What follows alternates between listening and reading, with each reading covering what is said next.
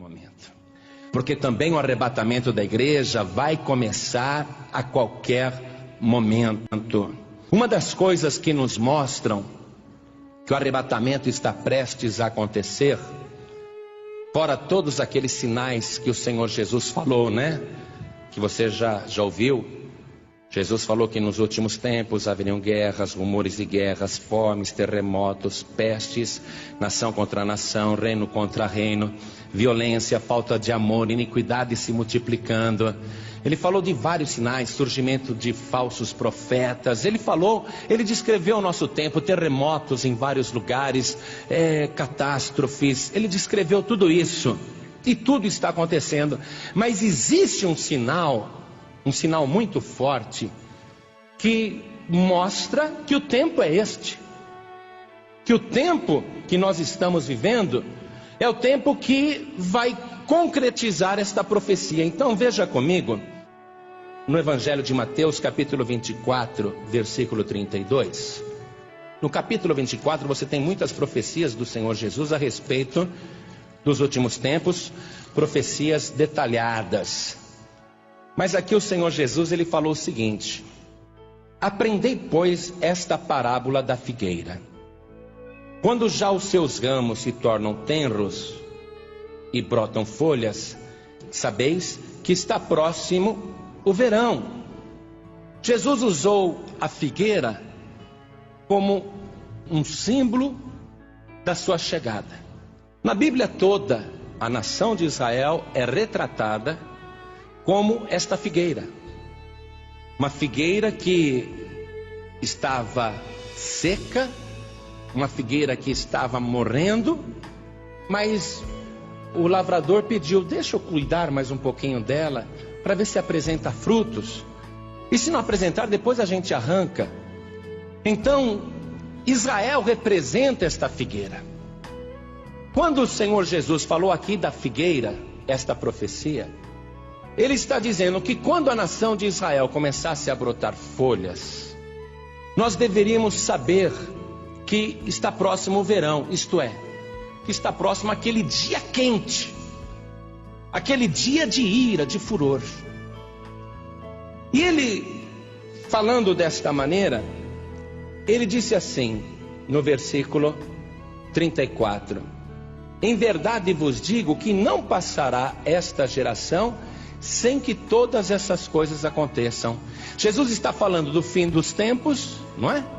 Ele está falando da sua volta. Ele fala da figueira, quando a figueira começar a brotar folhas e quando começar a brotar ramos, então sabeis que está próximo o verão.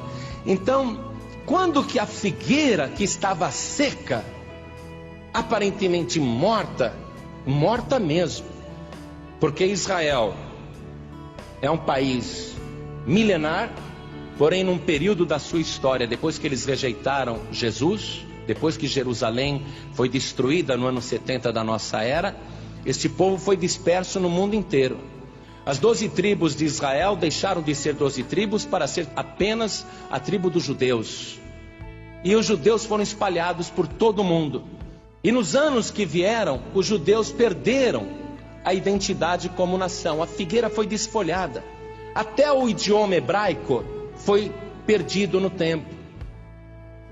A tradição se perdeu, o idioma se perdeu, porque eles, estando em vários países, assimilaram os idiomas daquelas nações e não passavam para os filhos. Até conseguiam passar para os filhos o idioma, mas para os netos já era difícil, para os bisnetos também. Então o idioma de Israel desapareceu totalmente a figueira. Então o Senhor Jesus, ele falou: olha, nos finais dos tempos, quando a figueira voltar a brotar, então vocês fiquem sabendo que está próximo o verão. Israel como nação voltou a existir em 1948.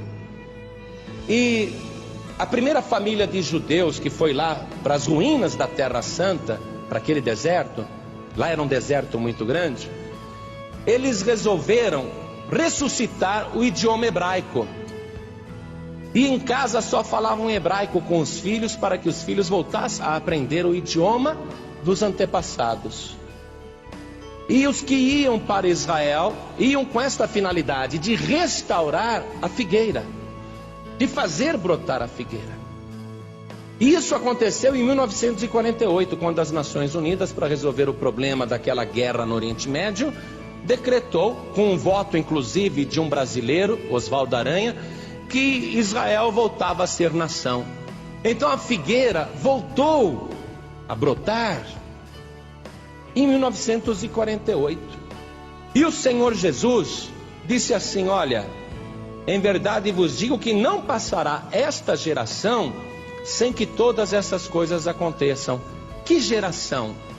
Jesus está se referindo à figueira e à geração da figueira. Quando a figueira começasse a brotar novamente, ali tinha início de uma geração. E esta geração seria a última.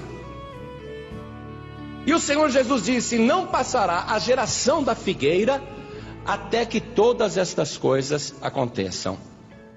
Existem controvérsias sobre o tempo de uma geração, mas o mais provável é o que o próprio Deus diz na sua palavra sobre o tempo de uma geração.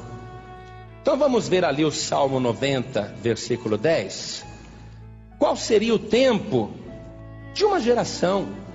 Para que a gente possa ter uma ideia, Jesus disse: na verdade não passará esta geração sem que todas essas coisas aconteçam. Então, diz assim: a duração da nossa vida é de 70 anos. E se alguns, pela sua robustez, chegam a 80 anos, o melhor deles é canseira e enfado, pois passa rapidamente e nós voamos. Quer dizer que a duração da nossa vida, ou de uma geração, é de 70 anos. Exagerando-se, 80 anos. Então a geração da figueira, ela brotou em 1948, com a recriação do Estado de Israel. A figueira foi novamente cultivada, começou novamente a produzir os seus ramos, se tornaram tenros, brotaram folhas. E Jesus disse: quando isto acontecer, olha aqui, ó, ele fala assim, no versículo 33, igualmente, quando virdes todas essas coisas, sabei que ele está próximo às portas. Se não vai passar a geração da figueira sem que todas essas coisas aconteçam, quer dizer que não precisa necessariamente se cumprir 70 anos depois que a figueira começou a brotar, ou 80 anos depois que a figueira começou a produzir ramos ou folhas. Porque Jesus disse: não passará esta geração sem que estas coisas aconteçam. Quer dizer que não vai se esperar final de 70 ou 80 anos. E a palavra do Senhor Jesus foi enfática. Ele falou: olha, igualmente, quer dizer, do mesmo modo. Quando vocês virem isso, vai acontecer igual com a terra, vai acontecer igual com a igreja. Igualmente, quando virdes todas essas coisas, sabei que ele está próximo às portas. Ele quem? O Senhor Jesus. Ele quem? Também o anticristo. Dois personagens estão sendo aguardados. Os judeus crucificaram o Senhor Jesus e o recusaram como Messias. Jesus disse: eu vim em nome do Pai, vocês não me receberam, mas outro virá em seu próprio nome, e a esse vocês receberão. Quer dizer, quando o anticristo vier, Israel vai recebê-lo como Messias. Então este também é o tempo em que o anticristo está para chegar na terra, e também é o tempo em que ele está próximo às portas. Igreja, Jesus afirmou para nossa fé, para nossa segurança. Ele falou: prestem atenção.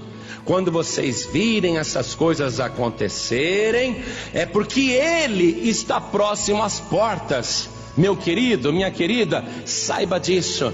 Nós estamos vivendo os últimos dias, os últimos tempos, e nós podemos crer e ter a certeza pela fé que os pés do Senhor Jesus já estão colocados em oculto nas nuvens dos céus. Ele já está próximo às portas. A qualquer momento ele vai dizer aos anjos: chegou o momento, toquem as trombetas, os que são meus serão arrebatados, vão encontrar comigo aqui nas nuvens dos céus. Eu vou livrar os meus de toda a tribulação que virá sobre a terra.